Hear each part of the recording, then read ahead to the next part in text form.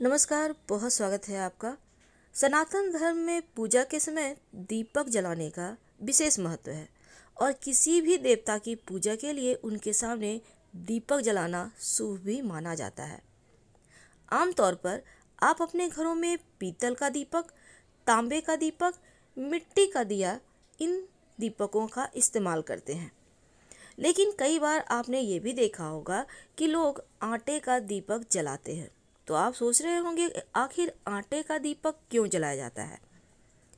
देखिए, आटे का दिया जलाना किसी चमत्कार से कम नहीं है, क्योंकि किसी खास मनोकामना के लिए जब आप आटे का दिया जलाते हैं तो आपकी मनोकामना जल्दी पूर्ण होने की ओर अग्रसर हो जाता है।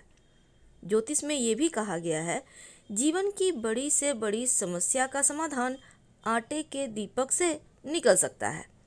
आटे के दिए के बारे में मान्यताएं कुछ अलग भी है। विशेष दिन, विशेष परिस्थितियों के लिए ये दिया जलाया जाता है।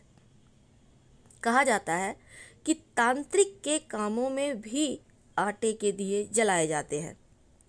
अगर माँ दुर्गा, हनुमान जी, भगवान श्री गणेश, शिव जी, भगवान विष्णु और भगवान विष्णु के अवतार जैसे भगवान श्री कृष्ण, भगवान श्री राम, इनके मंदिरों में अगर आटे के दिए जलाए जाएं तो समस्त मनोकामना अतिशीघ्र पूरी होती है। तो उसके पहले कि हम आगे बढ़ें, पहले हम बता दें कि दीपक कैसा बनाएं। बहुत बार क्या होता है, कन्फ्यूजन होता है। वैसे तो हम विस्तार से बताएंगे कौन सी मनोकामना के लिए किस तरह का दीपक जलाया जाना चाहिए, लेकिन आम तौर पर दीपक कैसा बनाएंगे। सबसे पहले तो देखिए, आटे को आप पानी के सहारे, शुद्ध पानी के सहारे, अगर गंगा जल है तो उससे भी आप गूंथ सकती हैं, उसमें एक चुटकी हल्दी डाल दीजिए। आप नहीं है हल्दी तो प्लेन आटा गूंथ लीजिए। खासकर जब आप बजरंगबली की के लिए दिया जलाएंगे, हनुमान जी के लिए, जब आप बाकी देवताओं के लिए जलाएंगे तब एक चुटकी हल्दी डाल दीजिएगा। अब इस दीपक को बना लीजिए। अब दिया कैसे बनाएंगे, मिट्टी का दिया होता है ना, एक मुखा दिया, बिल्कुल वैसा ही बनाइए, कोई दिक्कत नहीं है। और इस दीपक को बनाने के बाद अब ये भी सवाल है कि उसमें चावल का दाना डाले कि नहीं। हाँ, डालना है, क्योंकि खाली दीपक नहीं जलाया जाता। दीपक बनाए, उसमें बाती घी डालिए, बाती भी डालिए और एक एक दाना चावल के दीपक में डाल दीजिए, फिर जलाइए। क्योंकि खाली दीपक जब आप जलाते हैं तो सही नहीं माना जाता।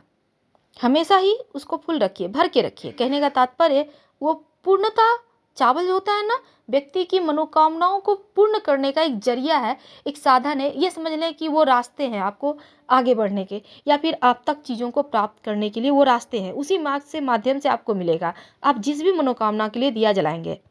तो अब हम जानेंगे विस्तार से कि कैसे आप अपनी समस्याओं का समाधान पा सकते हैं और कैसे, कौन से भगवान को मनाएं, दीपक कैसा जलाएं, कैसे आप विनती करें।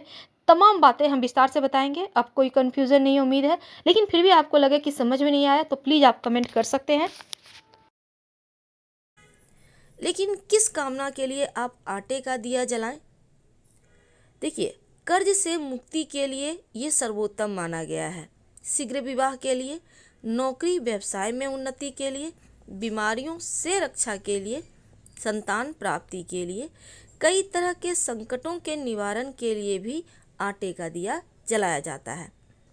आटे के दिए जब भी जलाए जाते हैं तो इन्हें बढ़ते हुए क्रम में और फिर घटते हुए क्रम में ही जलाया जाता है।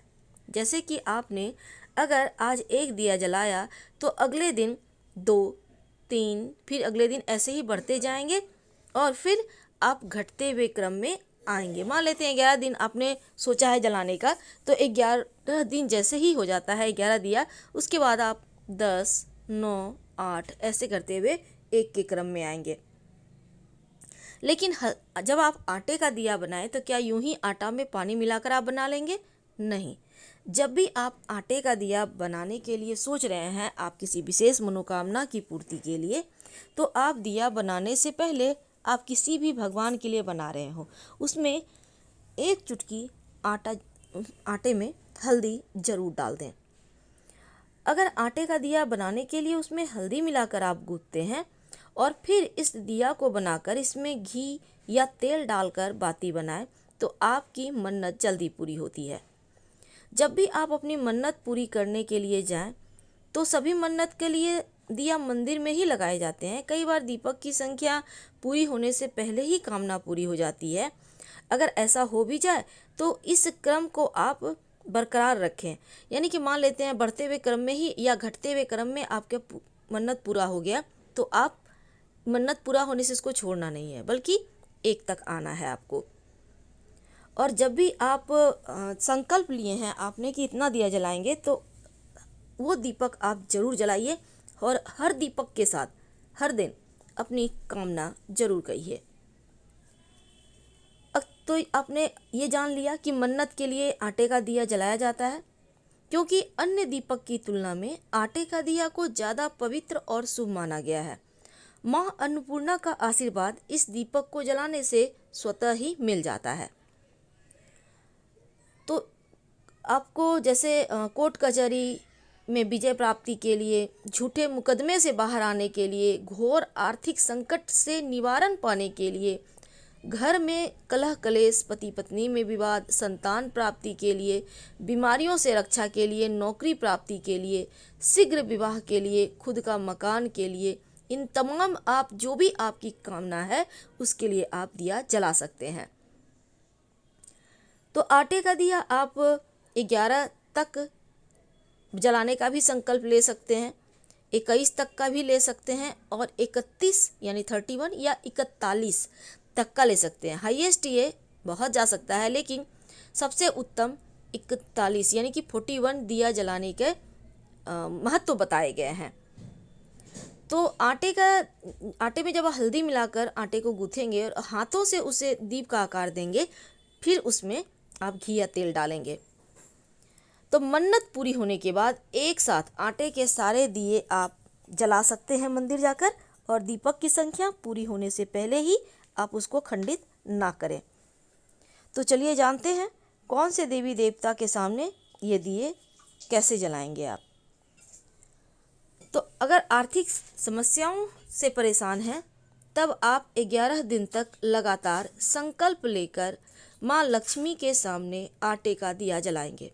लेकिन इस दीपक में आप तेल नहीं डालेंगे, बल्कि घी डालेंगे और रुई की बाती होगी।